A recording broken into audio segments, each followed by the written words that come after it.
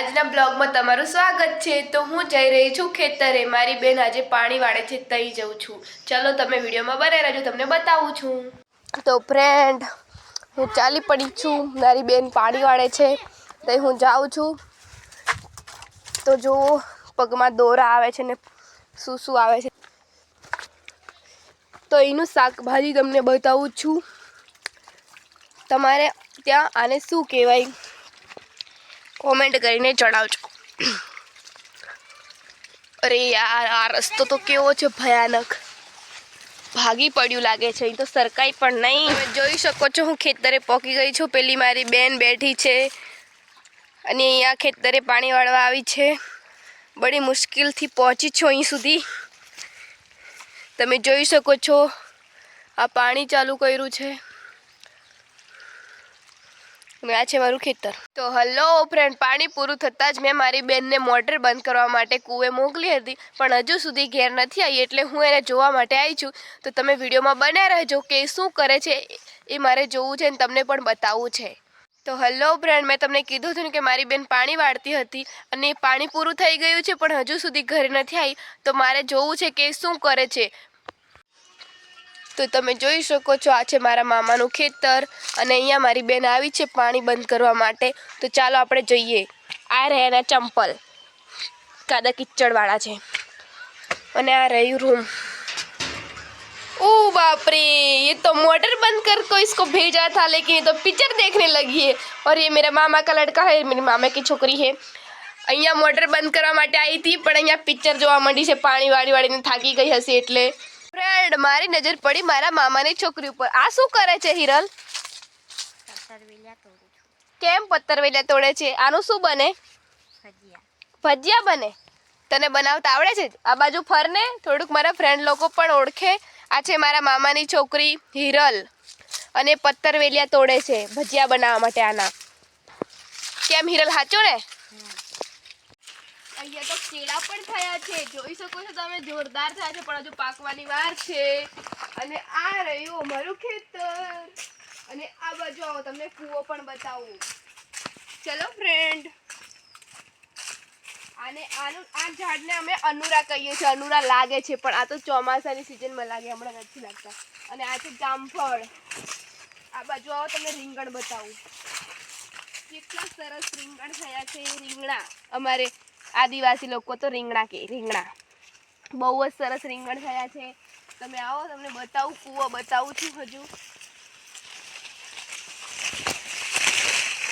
આ છે જામફળ।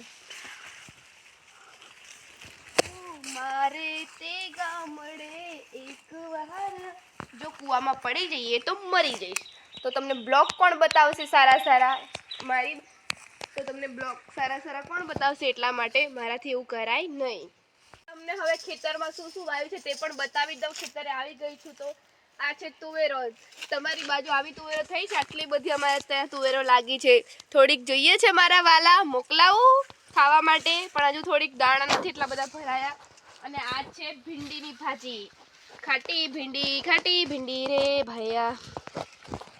પછી તમને એક વસ્તુ બતાવું છું, પાપડા કહીએ છીએ અમે અમારી ભાષામાં। તમે તો પાપડી કહેતા હશે, પાપડા કહેતા હશે, જે કહેતા હશે, અમે અમારી ભાષામાં પાપડા કહીએ છીએ। અને આ બીજી રહી આ તુવેરો, ગુલાબી કલર કી હે તુવેરો।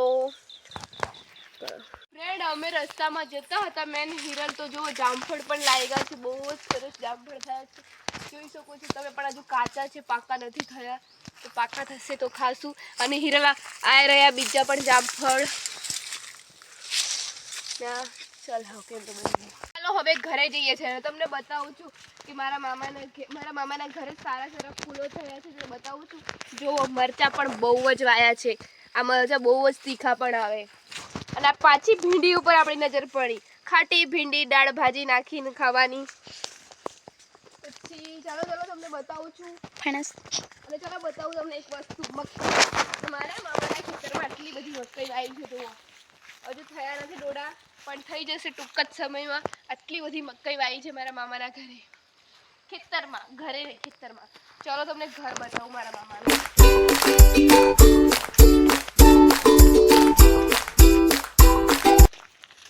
વિડીયોમાં બન્યા રહેજો અને વિડીયો ગમે તો લાઈક શેર કોમેન્ટ બધું કરતા રહેજો.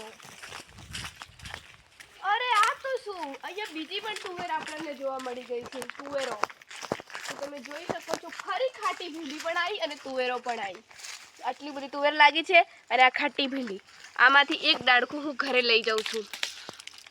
મસ્ત એક ડાળખું ઘરે લઈ જઈએ છીએ. ફરી પાછી ખાટી ભીંડી. અમારે આદિવાસી લોકો તો બહુ જ ખેતરમાં ખાટી ભીંડી લાવે. ચલો ફ્રેન્ડ, અને આ જો પાણી ચાલુ કર્યું હતું તો રસ્તામાં પાણી થઈ ગયું છે અને આ મકાન પડી ગયું છે. આ લોકો બધા ખેતરમાં રહેવા જતા રહ્યા છે. તો ચાલો મારા મામાના ઘરે જઈએ છીએ આપણે. અહીંના બહુ જ ફૂલો પણ વાયા છે. બધું જ બતાવું છું તમને. ચાલો બસ રહેતો છું.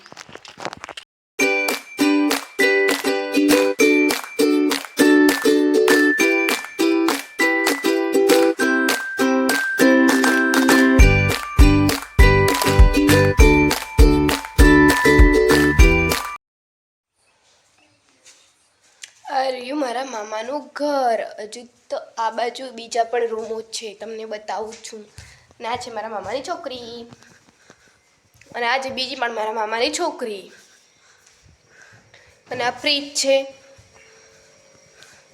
મારા મામાની છોકરી શું કરે છે ખબર નહીં, ભગવાન જાણે. અને આ રહ્યું રસોડું. ઉડી બબ્બા ઘરે આવીને સાંભળ્યું મેં મારા કાનોથી કે મારા દાદા એવું કહી રહ્યા હતા કે તારે અને હિરલને બંનેને ધાબા ઉપર દૈણું સાફ કરવા માટે જવાનું છે, ઘઉં અને મકાઈ.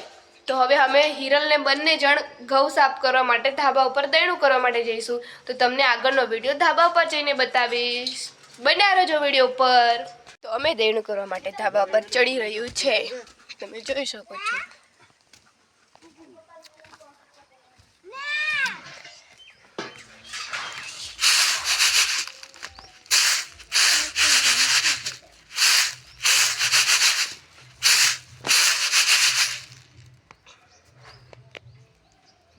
તો આપણે ઘઉં સાફ કરીને હવે જઈએ છીએ નીચે. ઘઉં સાફ કરીને હું સીધી આવી ગઈ વાડામાં. અહીંયા જોયું ત્યારે ફૂલો તો જોવો, મસ્ત સુગંધ પણ આવે છે. મસ્ત એવી ફૂલોની સુગંધ આવે છે. આટલા બધા સરસ ફૂલો વાયા છે મારા મામાના ઘરે, તમે જોઈ શકો છો.